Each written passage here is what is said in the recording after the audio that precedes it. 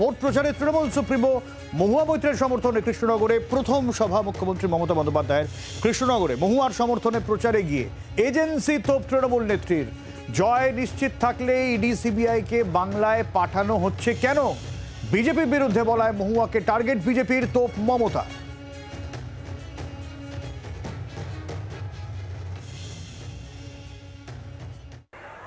BJP party এমনি যদি আপনারা যেতেন, বলছেন 400 সিট পাবেন, তাহলে কেন ইডি, তাহলে কেন সিবিআই, তাহলে কেন ইনকাম ট্যাক্স, তাহলে কেন রাজ্যের অফিসারদের বদলি করার? যিনি বিয়ে করবেন তিনি বিয়ের পুরোহিত। বা বাংলায় গো হারাবে, এই কথাটা লিখে নিন। আর হাত হবে আপনাদের। কেন বলুন তো? না হারালে রেশনের চালও বন্ধ করে দেবে। মহুয়ার উপরে দেখেছেন কি অত্যাচার হয়েছে। তাকে লোকসভা থেকে তাড়িয়ে দিয়েছে, কারণ সে জোরে জোরে কথা বলতো বলে, বিজেপির বিরুদ্ধে আওয়াজ তুলতো বলে।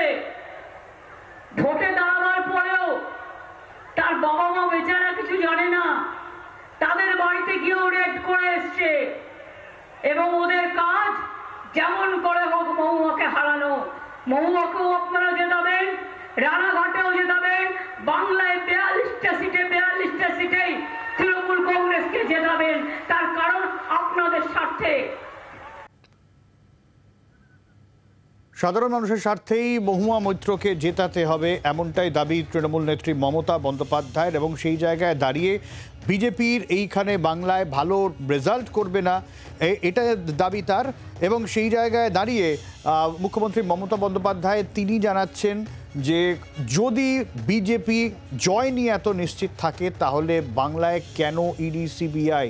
তৃণমূল নেত্রীর দাবি, মহুয়া মৈত্র যেহেতু বিজেপির বিরুদ্ধে সুর চড়িয়েছিলেন, ঠিক সেই জায়গায় দাঁড়িয়েই তাকে ষড়যন্ত্রের শিকার হতে হলো, রাজনৈতিক প্রতিহিংসা শিকার হতে হলো। বিজেপির বিরুদ্ধে বলাতেই মহুয়াকে টার্গেট বিজেপির, এমনটাই তোপ তৃণমূল নেত্রী মমতা বন্দ্যোপাধ্যায়ের। বাংলার আওয়াজ, বাঙালির আবেগ, জি 24 ঘন্টা।